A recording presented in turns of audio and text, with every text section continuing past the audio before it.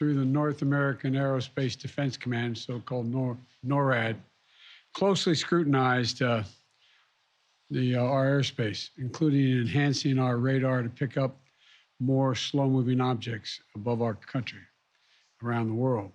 In doing so, they tracked 3 unidentified objects, one in Alaska, Canada, and over Lake Huron in the Midwest. They acted in accordance with established parameters for determining how to deal with unidentified aerial objects in U.S. airspace.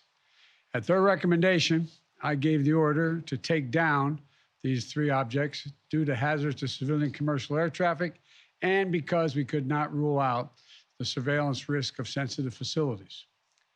We acted in consultation with the Canadian government. I spoke personally with Prime Minister Trudeau from Canada on Saturday. And just as critically, we acted out of an abundance of caution and an opportunity that allowed us to take down these objects safely. Our military and the Canadian military are seeking to recover the debris so we can learn more about these 3 objects. Our intelligence committee is still assessing all 3 incidences. They're reporting to me daily and will continue their urgent efforts to do so, and I will communicate that to the Congress. We don't yet know exactly what these 3 objects were, but nothing right now suggests they were related to China's spy balloon program or that they were surveillance vehicles from any other country. The intelligence community's current assessment is that these 3 objects were most likely balloons tied to private companies, recreation or research institutions studying weather or conducting other scientific research. When I came into office, I instructed our intelligence community to take a broad look at the phenomenon of unidentified aerial objects. We know that a range of entities, including countries, companies, and research organizations, operate objects at altitudes for purposes that are not nefarious, including legitimate scientific research. I want to be clear. We don't have any evidence that there has been a sudden increase in the number of objects in the sky. We're now just seeing more of them, partially because the steps we've taken to increase our radars, to narrow our radars. And we have to keep adapting our approach to dealing with these challenges. That's why I've directed my team to come back to me with sharper rules for how we will deal with these unidentified objects moving forward, distinguishing between those that are likely to pose safety and security risks that necessitate action and those that do not. But make no mistake, if any object presents a threat to the safety and security of the American people, I will take it down. I'll be sharing with Congress these classified policy parameters when they're completed, and they'll remain classified so we don't give our roadmap to our enemies to try to evade our defenses. Going forward, these parameters will guide what actions we'll take while responding to unmanned and unidentified aerial objects.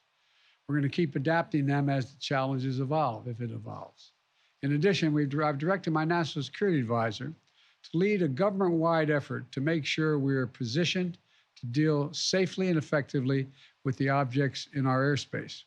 First, we will establish a better inventory of unmanned airborne objects in space above the United States airspace and make sure that inventory is accessible and up to date. Second, we'll implement further measures to improve our capacity to detect unmanned objects in our airspace. Third, we'll update the rules and regulations for launching and maintaining unmanned objects in the skies above the United States of America.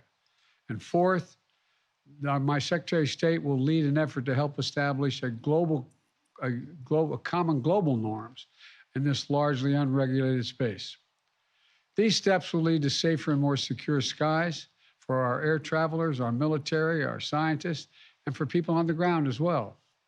That's my job as your President, Commander-in-Chief. As the events of the previous days have shown, we'll always act to protect the interest of the American people and the security of the American people.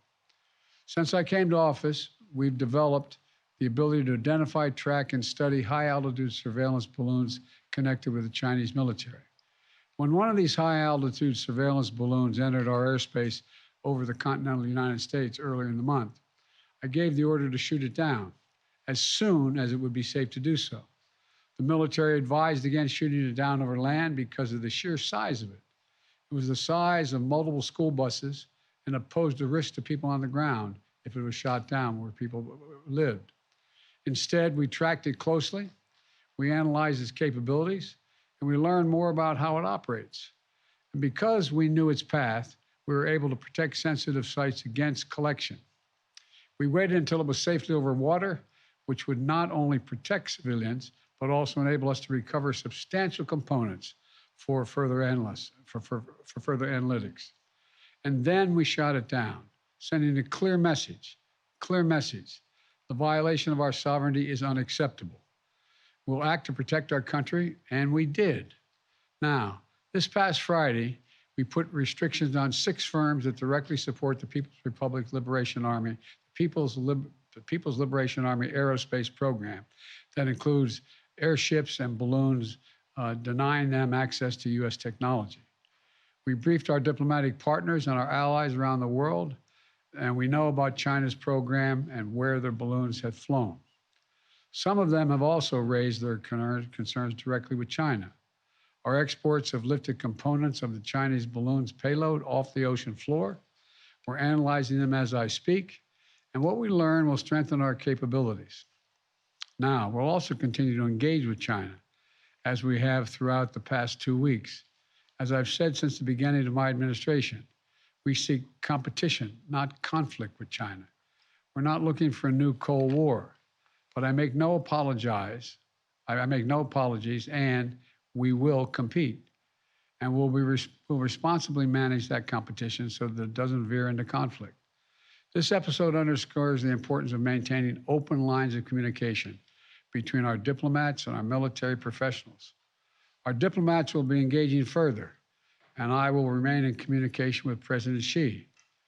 I'm grateful for the work of the last several weeks of our intelligence, diplomatic, and military professionals who have proved once again to be the most capable in the world. And I want to thank you all. Now look, the other thing I want to point out is that we are going to keep our allies and the Congress contemporaneously informed of all we know and all we learn. And I expect to be speaking with President Xi, and I hope we're going to get to the bottom of this. But I make no apologies for taking down that balloon. Thank you very much.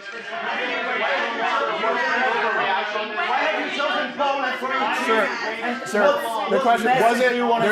There's been criticism. There's been criticism that this wasn't. There's been criticism that this. By your family's business relations. Sir, Mr. President, there has been criticism. Did you overreact? Mr. President, there has been criticism that this was an overreaction that was done because of political pressure. You come to my office and ask the question when you have more polite people. Mr. President, why have you chosen Poland for your trip to mark anniversary of the war? And what's your message? What? When are you speaking to President Xi, Mr. President?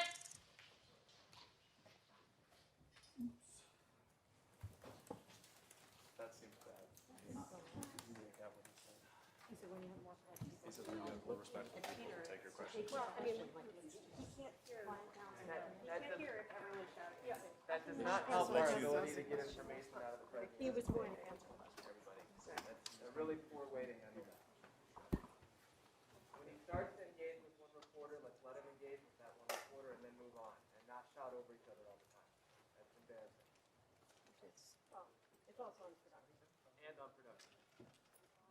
He was clearly ready to take questions on the